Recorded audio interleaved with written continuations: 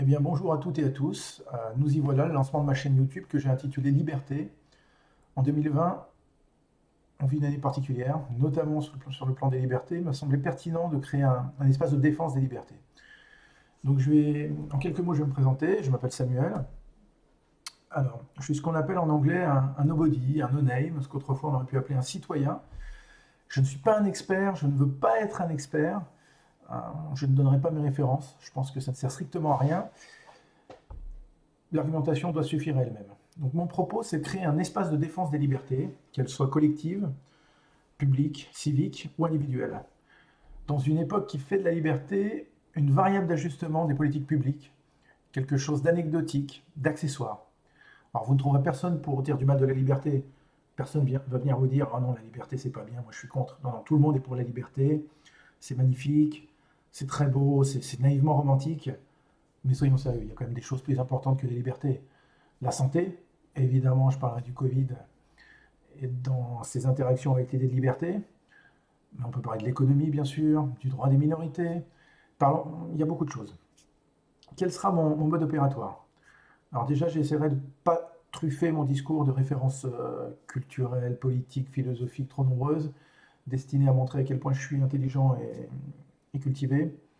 Ma démarche n'est pas tellement narcissique ou de valorisation égotique, c'est plus une démarche de ras-le-bol par rapport à une série de mesures liberticides. Voilà. Donc je vais essayer de faire des vidéos de 10 minutes sur des sujets précis mais différents à chaque fois, sans lien, comment dirais-je, linéaire entre chaque vidéo. Je suis là pour écrire un livre. J'aime bien l'idée de passer d'un sujet à l'autre. Voilà. Il va s'agir pour moi d'exposer à chaque fois 5 ou 6 arguments ou contre-arguments destinés à donner des armes intellectuelles, idéologiques, mais aussi rhétoriques, à tous ceux qui, comme moi, veulent défendre la liberté contre ceux qui veulent l'abattre.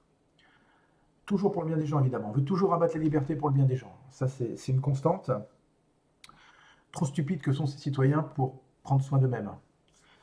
On peut dire qu'il y a un biais presque raciste socialement, extrêmement méprisant en tout cas, chez les pourfendeurs des libertés, chez ceux que j'appelle les pourfendeurs des libertés.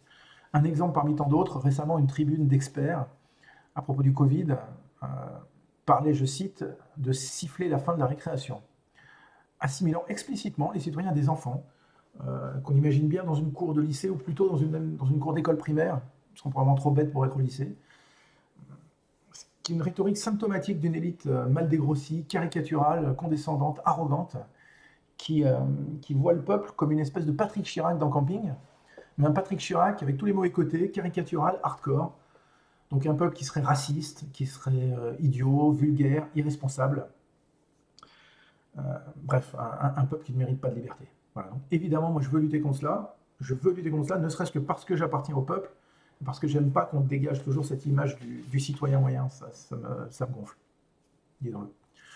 Personnellement, je n'ai aucune ambition, que ce soit dans la vie ou à travers cette vidéo, si ce n'est celle d'aider, entre guillemets, ceux qui, comme moi, ne se retrouvent dans aucun discours public. Voilà. Alors, je ne suis ni un politicien, ni un influenceur, peu importe le nombre d'abonnés, c'est une sorte de bouteille numérique que je jette dans une grande mer d'Internet. Alors, je ne sais pas si ça aura du succès, à mon avis non, mais bon.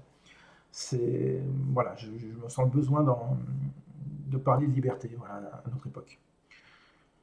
Quelques précisions pour finir cette vidéo d'introduction. D'abord, alors je ne suis ni pro ni anti-Macron, la course de chevaux politicienne ne m'intéresse absolument pas. J'ai voté 2 fois dans ma vie, ce qui n'est pas bien. Je tiens à la démocratie, donc je devrais voter plus souvent. Mais le fait est que voilà, je ne suis ni pro ni anti-Macron. Sur la crise par exemple du Covid, je pense qu'un autre gouvernement aurait pris à peu près les mêmes décisions pour des raisons que j'évoquerai. Donc voilà, ça c'est un point à noter, je ne suis pas dans une démarche politicienne. Deuxième point, je ne suis ni complotiste ni conformiste. Mon seul critère, c'est la rationalité. D'où mon obsession d'idées d'arguments, d'arguments, d'arguments. Je veux donner des arguments aux pro-liberté pour défendre leur position dans l'espace public. Et enfin, dernier point, quand on défend les libertés, on s'aperçoit rapidement qu'un problème survient, c'est la réduction drastique du périmètre de la liberté d'expression.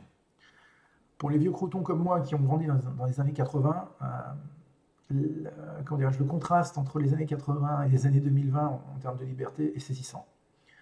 Alors j'essaierai d'analyser dans des vidéos ultérieures ce qui explique cette réduction des libertés d'expression. À mon avis, il y a plusieurs forces qui s'unissent et plusieurs forces qui convergent, certaines conscientes, d'autres inconscientes, pour amener cette réduction des libertés d'expression, qui est très grave parce que c'est le cœur de la liberté.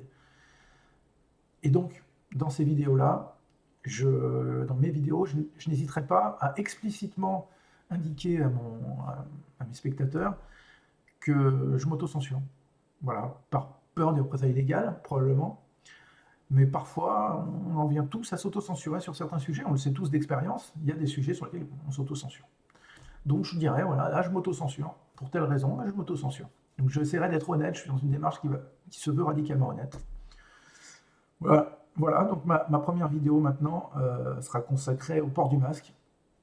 Parce qu'en France, en 2020, 2 tiers des Français ne peuvent pas respirer à l'air libre, légalement. Ce qui paraît incroyable quand on le dit comme ça, mais réfléchissez-y, on ne peut pas respirer à l'air libre. Donc voilà, je vais commencer avec cette première vidéo.